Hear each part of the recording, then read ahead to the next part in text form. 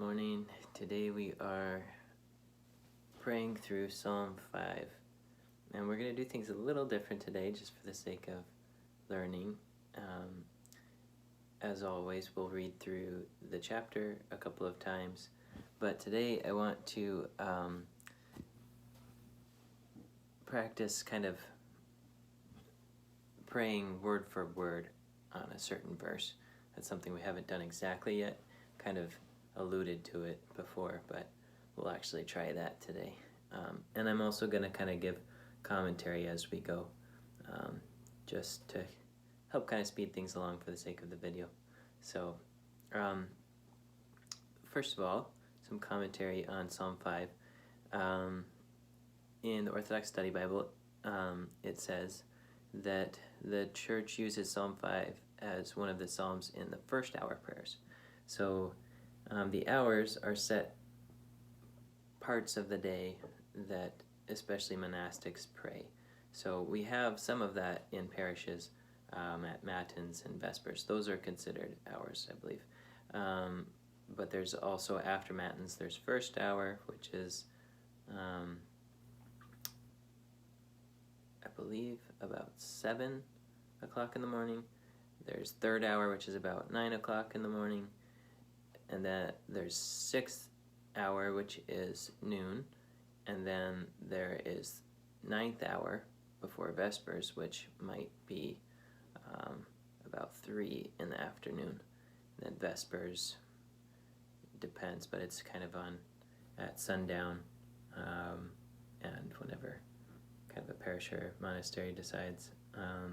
So anyway, this Psalm 5 is something that's used in the first hour prayer. Again, that's about 7 in the morning, and probably part of the reason that it's used there is because of it's alluding in verse 4 to, "In the morning you shall hear my voice. In the morning I will stand before you, O Lord, and watch." So it's a morning flavored psalm. One other thing I wanted to note before reading the chapter, because the first time we read through it, we're going to see it through this lens. It's saying that this is another psalm, like Psalm 4, that says, "For the end," in the introduction, concerning the inheritance. So again, this is just kind of like it's a kind of giving you a tip off, like what this psalm is used for, because it's the first verse, it's in italics, and it's hard to tell really what that means unless you read a commentary. So the commentary is saying that see this this psalm through the lens of Christ, that he is the one praying in this psalm, not King David, not us. So read it with me through that lens for the first time through, and the second time we could read it in more of a personalized way, where we see it through our own lens. So the first time through, you're looking for how Christ is crying out to God, and whenever it prays to the Lord or King or God, that's Christ praying to the Father. And the commentary in the Orthodox Study Bible says that Jesus is teaching his church how to pray and worship in the morning prayers, from verse 1 to verse 4, and then the rest of the chapter is, it comments a lot on wickedness and the lawless world, and so it's kind of a bit uncomfortable because you're like, well, this is all pretty intense, but it's Jesus praying for the world, and praying that we'd be delivered from our enemies that we face in life, whether it's physical enemies or spiritual enemies, like the dark powers that are trying to get us to give into temptation and our own vices and sinfulness and things, and he's trying to help us out of our sinfulness. So see all that this first read through. Pardon the long introduction, but that'll give you some context on how to read Psalm 5 the first time through. So see this as Christ praying. Okay. So, "Give ear to my words, O Lord, hear my cry. Give heed to the voice of my supplication, my King and my God." Again, that's Christ praying to the Father, who is Christ's King and God and Lord. "For to you I will pray. In the morning you shall hear my voice. In the morning I will stand before you, and I will watch. For you are not a God who wills lawlessness, nor shall the evildoer dwell within you. So there he might be praying for the world. He doesn't want lawlessness in the world. He doesn't want evildoers to prevail in the world. He's praying for the success of goodness in the church, for love to prevail. So the lawless will not stand before your eyes. You hate all workers of lawlessness. You destroy all who speak falsehood. The Lord abhors the man of violence and deceit. Again, he wants justice and mercy to prevail. Verse 8. But as for me, in the fullness of your mercy, I will come into your house. In fear of you, I will worship toward your holy temple. Lead me, O Lord, in your righteousness because of my enemies. Make straight your way before me. For there is no truth in their mouth. Their heart is vain. Their throat is an open grave. They deal deceptively with their tongues. Judge them, O God. Let them fall by their false accusations. Cast them out in the multitudes of their ungodliness, for they provoked you, O Lord. Then the last two verses, verse 12. But let all who hope in you be glad. They will rejoice forever, for you will dwell in them, and all who love your name will boast in you. For you will bless the righteous, O Lord, and you crowned us with the shield of your goodwill. Okay, so that was the end of Psalm 5. Just really quickly, you probably caught this, but again, it's Jesus praying that goodness would prevail over evil and wickedness in the earth. And so just on the last two verses, 12 and 13, he says, let all who hope in you be glad. They will greatly rejoice forever, for you will dwell in them. So in the end, goodness does prevail. And that's something that the psalmist who wrote these, King David, constantly does. At the end of a kind of dark, psalm that's talking about wickedness and lawlessness and all these things, it usually ends on a hopeful note.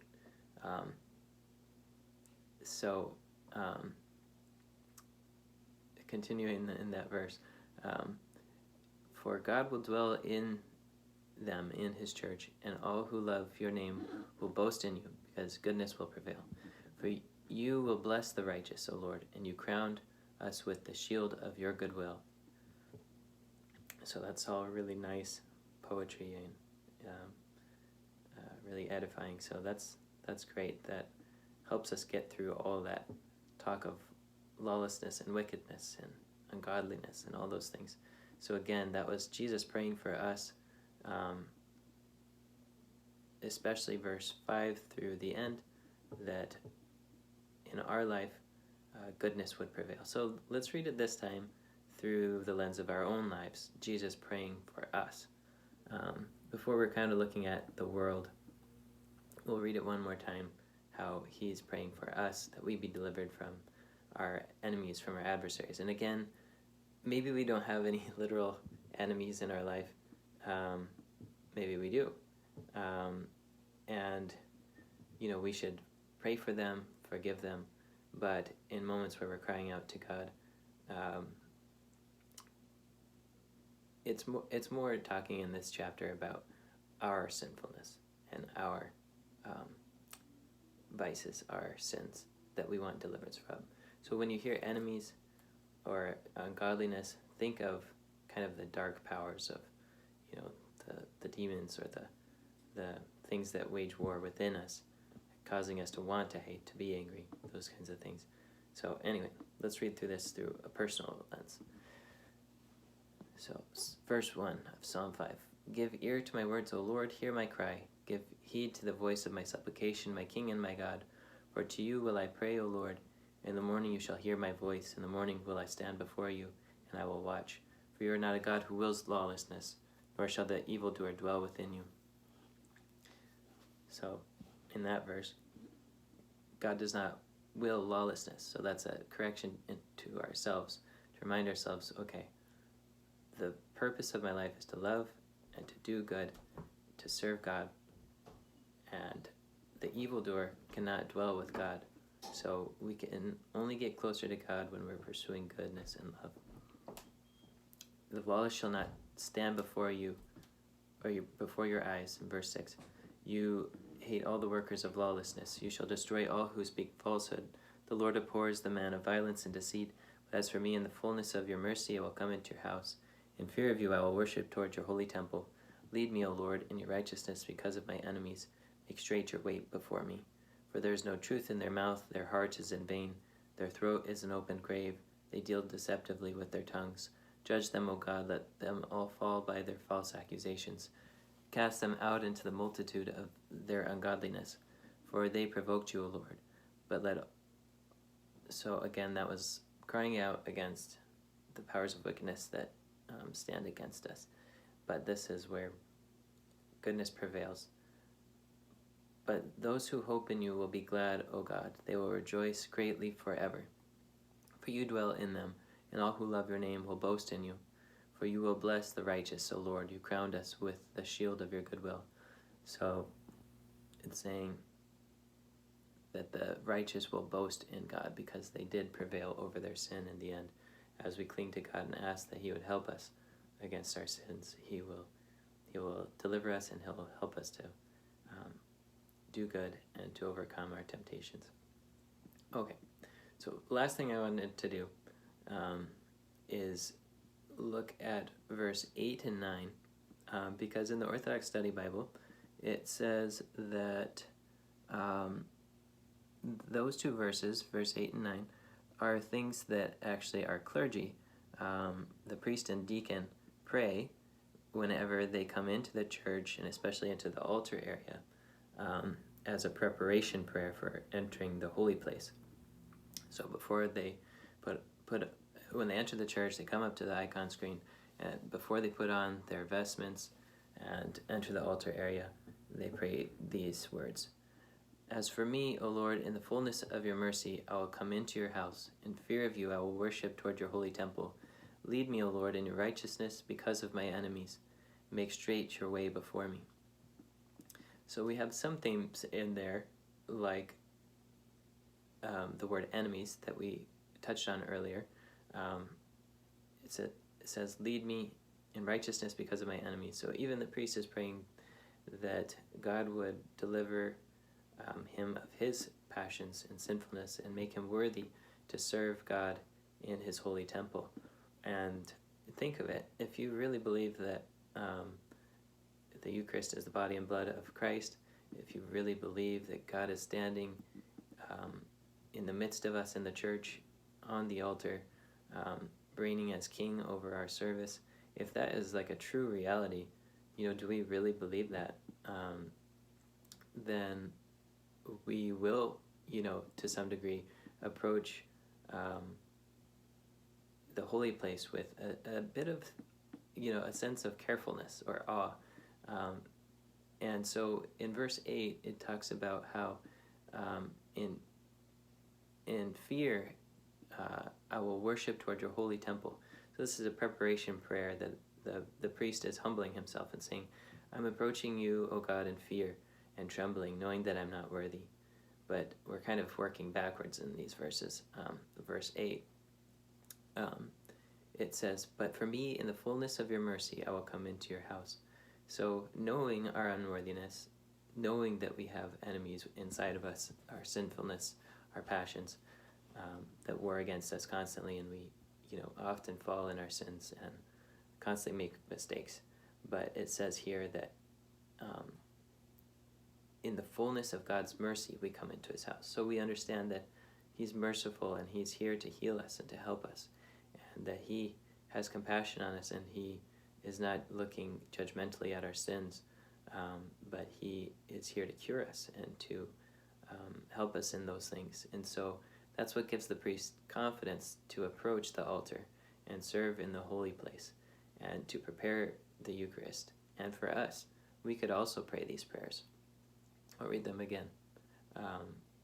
We could pray these prayers as we come into the church, especially when we're receiving communion, that we too should come into the church with a sense of reverence and a sense of expectation that God will heal us, but also with a bit of fear and trembling because of our mistakes and sinfulness, but that mercy prevails, as we saw in the rest of this chapter.